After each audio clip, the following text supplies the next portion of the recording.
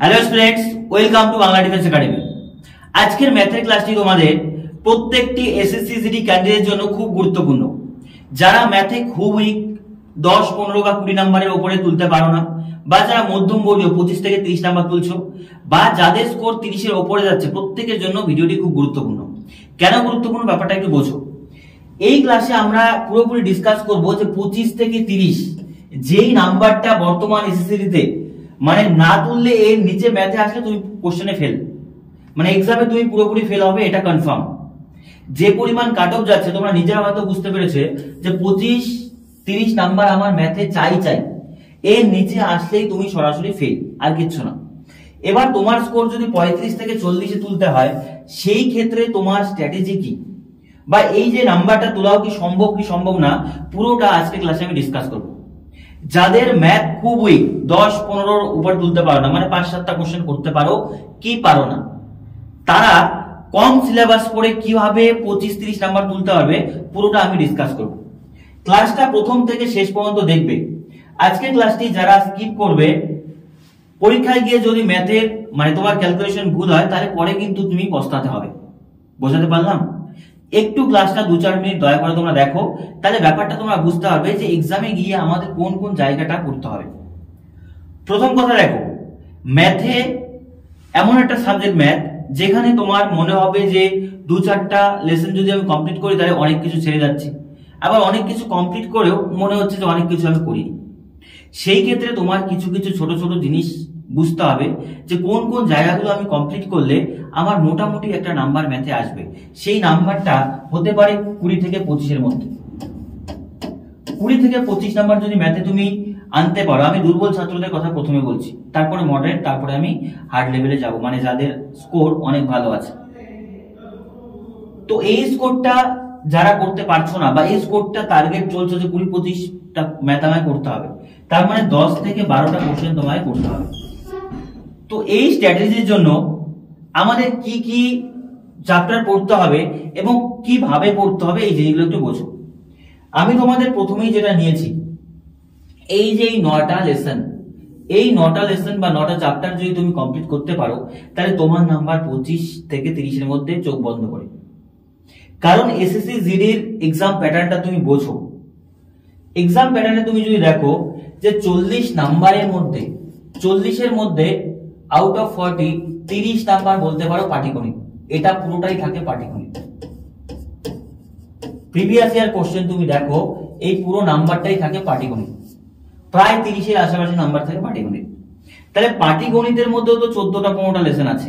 14-15টা লেসনের মধ্যে এই 9টা তোমাকে বুঝতে হবে। এই 9টা কি কি আছে দেখো, রেশিও, প্রপোর্শন, অনুপাত, সমানুপাত, গড়, পার্সেন্টেজ, প্রফিট লস, আর হচ্ছে time and work, simple interest, compound interest, LCM, HCF, আর হচ্ছে আমাদের সিম্পলিফিকেশন, টাইম এন্ড ডিসটেন্স। এই 9টা কেন নিয়েছি? এই 9টার মধ্যে প্রত্যেকটিতে 2-3টে করে কোশ্চেন আসে। বোঝাতে পারলাম? ধরো রেশিও প্রপোর্শনে 1 থেকে 2টি কোশ্চেন আসবে, 1 থেকে 2টি। এভারেজের 1 থেকে 2টি কোশ্চেন অনিবার্য। পার্সেন্টেজের 2 থেকে 3টি কোশ্চেন আসবে, ঠিক আছে। প্রফিট লসের 2 থেকে 3টি কোশ্চেন আসবে। টাইম এন্ড ওয়ার্কের 2 থেকে 3টি কোশ্চেন অন এন এভারেজ আছে।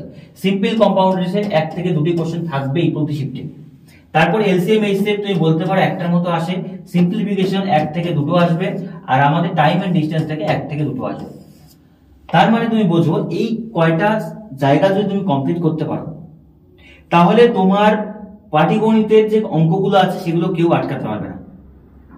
কারণ দেখো, এই 9টা থেকে যদি করো, তুমি মোটামুটি 14টা-15টা কোশ্চেন হামেশা অ্যাটেম্প করতে হবে। আর কিছু কিছু শিফটে 2-1টা কোশ্চেন একটু অড আসে, যেগুলো নরমালি তোমরা পারবে না, তোমার কনসেপ্ট ক্লিয়ার না থাকে। তাহলে যদি তুমি ঠিকঠাক ভাবে এই কয়টা লেসনকে মোটামুটি কমপ্লিট করতে পারো, তুমি চোখ বন্ধ করে 25 থেকে 30 কিন্তু স্কোর করতে পারবে। বোঝাতে পারলাম ব্যাপারটা? তাহলে এই কয়টা লেসন যারা পাটিগণিতের জায়গাটুকুই ফোকাস করতে যাচ্ছ, কারণ আমি বোঝার চেষ্টা করো, আমি বলতে পারি 75 এর মতো নাম্বার প্লাস 75 থেকে 80% নাম্বার এই পাটিগণিত থেকে আসে আমাদের এসএসসি জিডি এক্সামে। এই জায়গাটা তোমাকে বুঝতে হবে। এমন একটা এক্সাম যে 75 থেকে 80% পাটিগণিত, তাহলে পাটিগণিতের মতো এই কয়টা লেসন যদি তুমি একটু ভালো করে দেখো, তাহলে তোমার হাতের মুঠোয় কিন্তু এই নাম্বারটা চলে আসবে। এইবার এর সাথে সাথে আমাদের আর কি কি দেখতে হবে সেটা একটু বোঝো, আমি বলছি তোমাকে।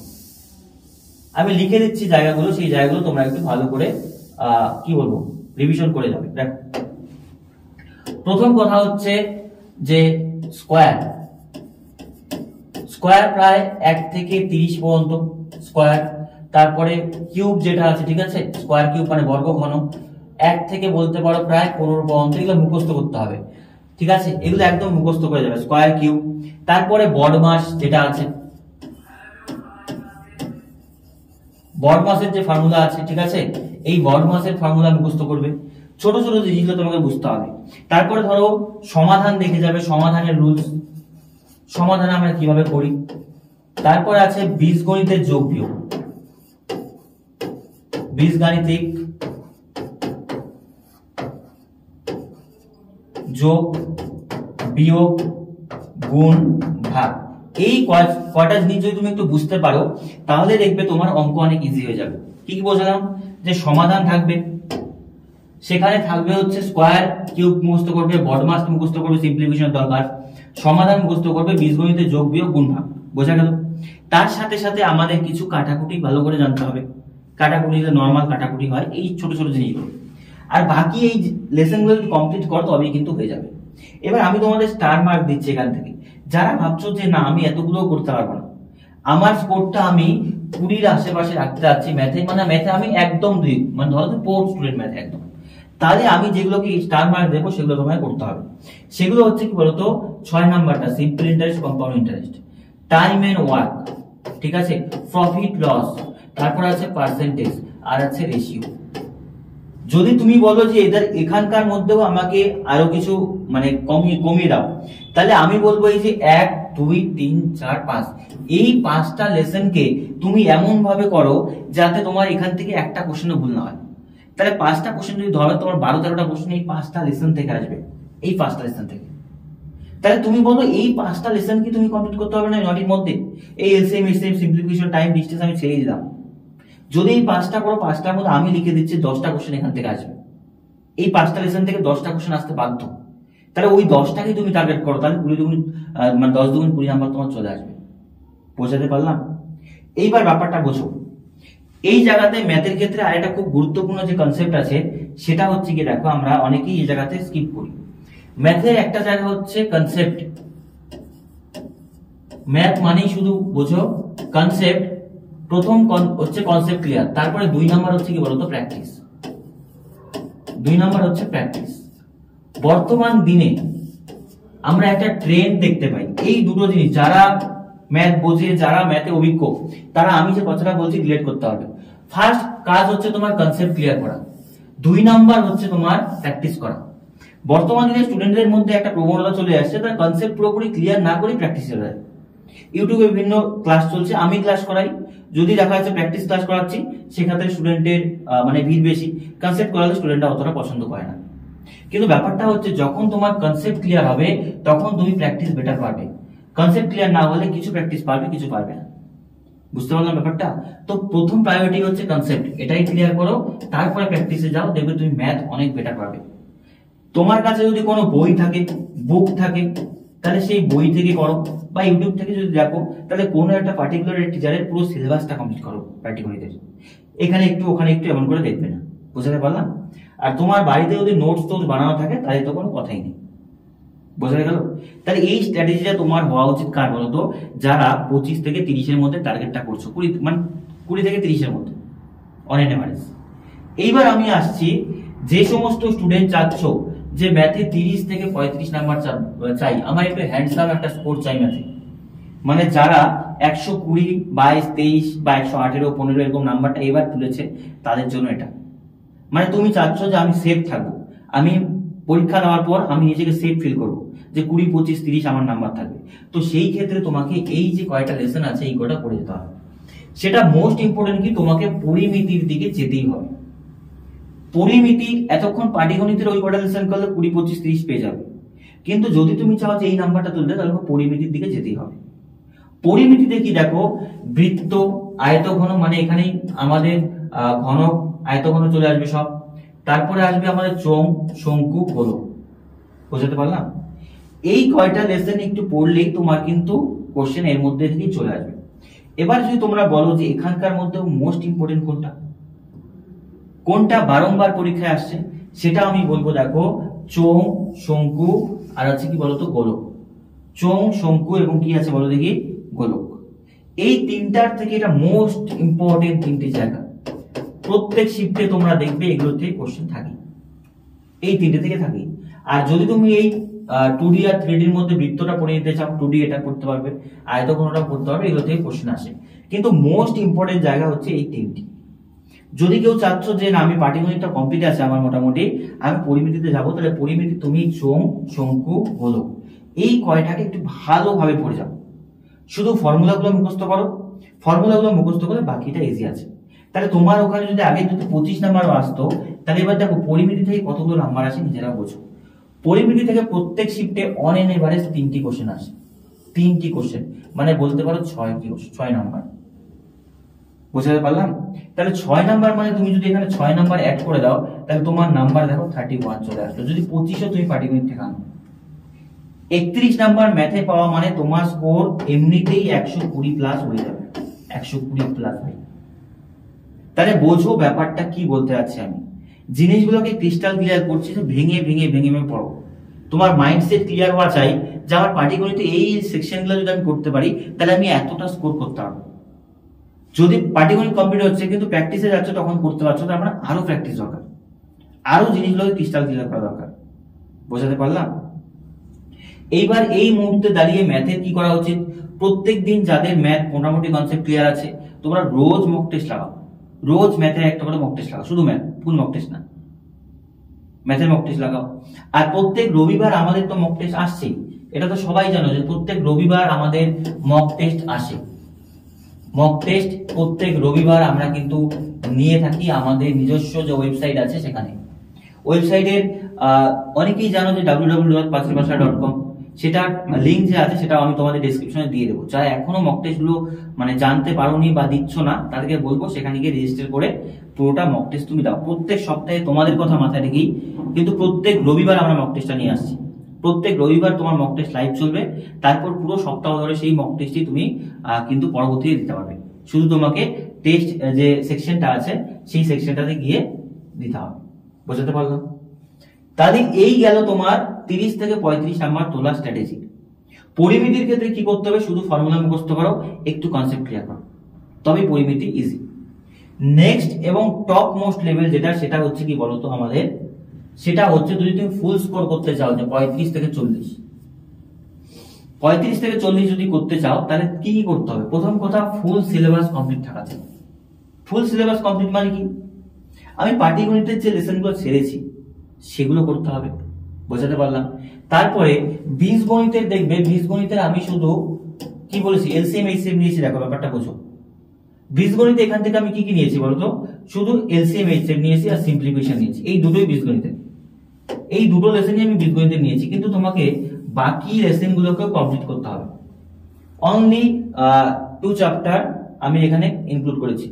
এবার কথা হচ্ছে এখানে বীজগণিতের বাকি যে চ্যাপ্টার গুলো আছে সেগুলোকেও তোমাকে ইনক্লুড করতে হবে, মানে সেখান থেকেও যদি কোশ্চেন আসে, ঠিক আছে, করণী, সূচক, তারপর আমাদের বাকি যে কোশ্চেন গুলো আছে বীজগণিতের, বিভিন্ন বীজগণিতিক সূত্র, বীজগণিতিক ফর্মুলা গুলো খুব ইম্পর্টেন্ট, ঠিক আছে, ফর্মুলা গুলো যে কোশ্চেন আসে, ফর্মুলা গুলো দিয়ে এই জিনিসটা তোমাকে বুঝতে হবে। তো ফুল সিলেবাস কমপ্লিট হওয়া চাই। তারপরে মক টেস্ট মোস্ট ইম্পর্টেন্ট। রোজ ম্যাথের মক টেস্ট লাগাও, বা না পারলে সপ্তাহে তুমি ফুল মক টেস্ট লাগাও। তারপর সেই মক টেস্টের অ্যানালাইসিস করো।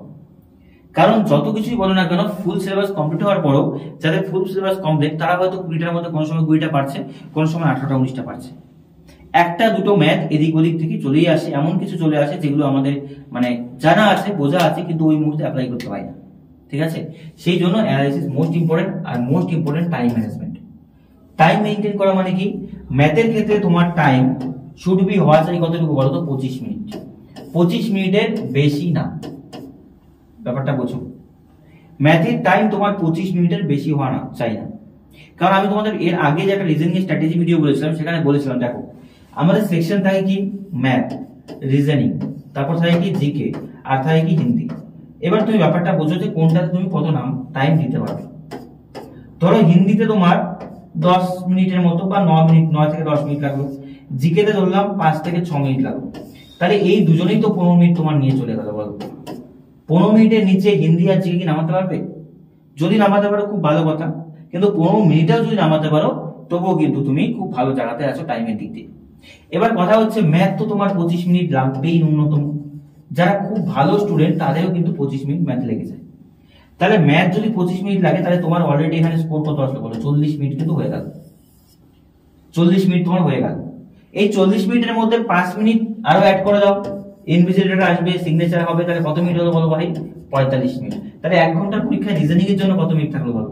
রিজনিং এর জন্য থাকলো আমাদের 15 মিনিট। এটা আমি অল্টারনেট করে দিয়েছি ব্যাপারটা। রিজনিং এর জন্য কত মিনিট থাকলো এই ব্যাপারটা একটু বোঝো তুমি। এটা হচ্ছে ম্যাথ আর এটা কত হচ্ছে রিজনিং। তাহলে রিজনিং এর জন্য আমার বরাদ্দ থাকলো মাত্র 15 মিনিট। বোঝাতে পারলাম ব্যাপারটা?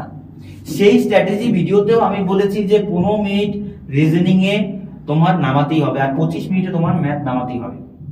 যারা ভালো স্কোর করছে তারা এই জিনিসগুলো তাদের কাছে ক্রিস্টাল ক্লিয়ার যে কোথায় কত মিনিট আমি স্পেন্ড করব আর সেখান থেকে কত নাম্বার আমি তুলবো।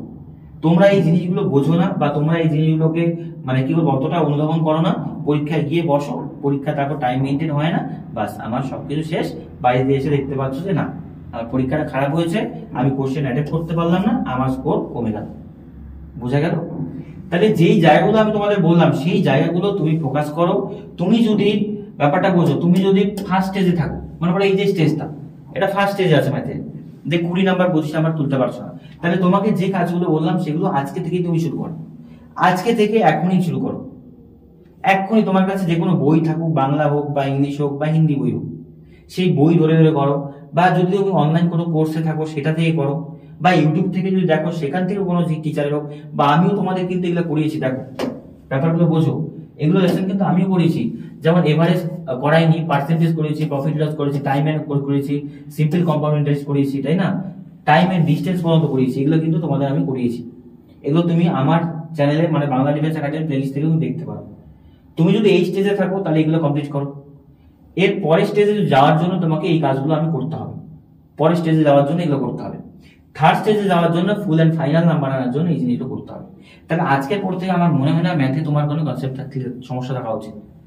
এরপর যে সমস্যাগুলো আসবে সেটা চ্যাপ্টার ভিত্তিক সমস্যা হতে পারে, কিন্তু মাইন্ডসেট নিয়ে আর কোনো কথা এরপরে হওয়া উচিত না। বোঝাতে পারলাম? তাহলে এইবার বলো ম্যাথে কনফিউশন কোথায় কোথায় আসবে? যদি ম্যাথে কনফিউশন যেখানে যেখানে আসবে আমাকে কমেন্টে জানাবে, আমি তোমাদের সেগুলোর উত্তর দেবো। বুঝতে পারলাম? যদি এই মাইন্ডসেট তোমার থাকে ম্যাথে তুমি ভালো স্কোর করে যাবে, অন এভারেজ ভালো করবে। 20-র উপরে নাম্বার হামেশা তুলতে হবে। আর যাদেরকে বললাম সেকেন্ড স্টেজ 30-এর উপরে, থার্ড স্টেজ 35-এর উপরে নাম্বার নিয়ে যেতে হবে। বুঝতে পারলাম ব্যাপারটা?